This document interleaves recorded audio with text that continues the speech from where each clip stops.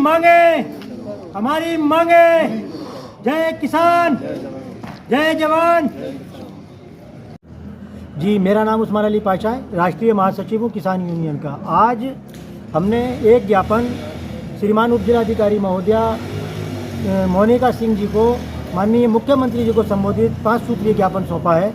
ज्ञापन में किसानों की ज़मीन से अवैध कब्जे हटाने, नहर विभाग की ज़मीन कब्जा मुक्त कराने, उद्यान विभाग के घोटाले की जांच करने, प्लाईवुड फैक्ट्रियों में नीम कोटेड यूरिया का प्रयोग रोकने और अवैध प्लॉटिंग बंद कराने के संबंध में ज्ञापन दिया है।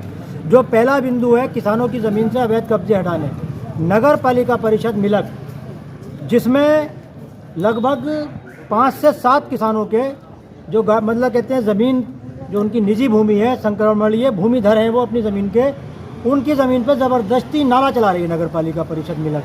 इसके संबंध में अनेकों बार ज्ञापन दिए गए और कहते हैं जिलाधिकारी महोदय को अवगत कराया गया, तो सबने रिपोर्ट में ये दिया कि नगर पालिका को अतिक्रमण हटाना चाहिए। लेकिन नगर पालिका परिषद मिलक जो है वो पूरी तरह से अपनी गुंडागर्दी पर उतारू है और किसानों की ज़मीन से कब्जा अपने अवैध कब्जे नहीं हटा रही। और नाले को, नहीं तो सीधी सी बात है कि उस नाले को अगर चलाना ही है उनको, तो उसके कहते हैं उनको किसानों को उसका जो सर्किल रेट जो वहाँ पे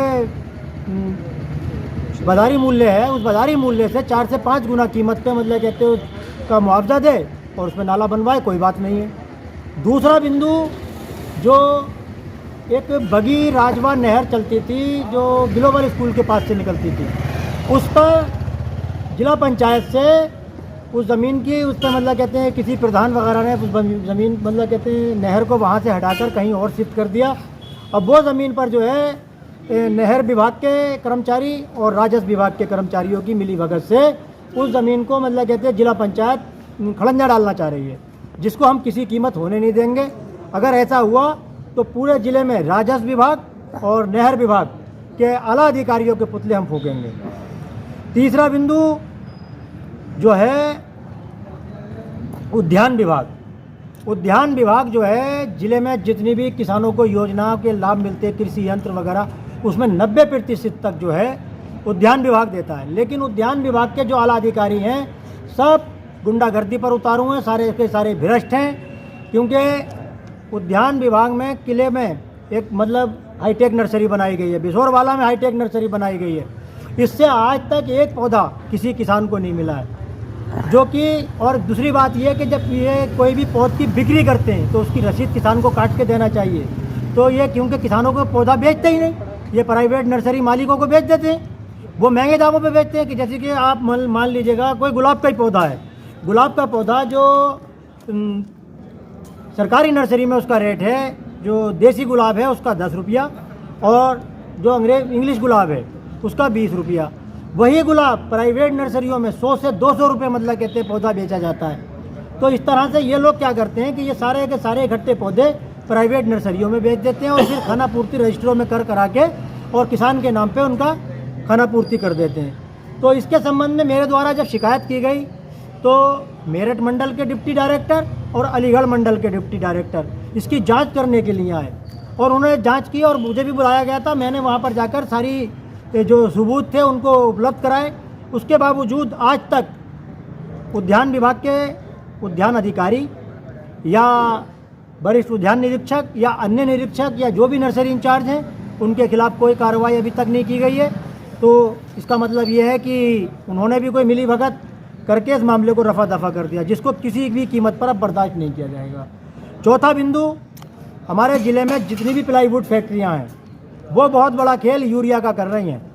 काम क्या है कि कमर्शियल ग्रेड का यूरिया मंगाते हैं फैक्ट्री वाले, मंगाने के बाद में, और क्योंकि वो यूरिया जो है सिर्फ फैक्ट्री मालिकों को ही मिल सकता है, अन्य किसी व्यक्ति को नहीं मिल सकता।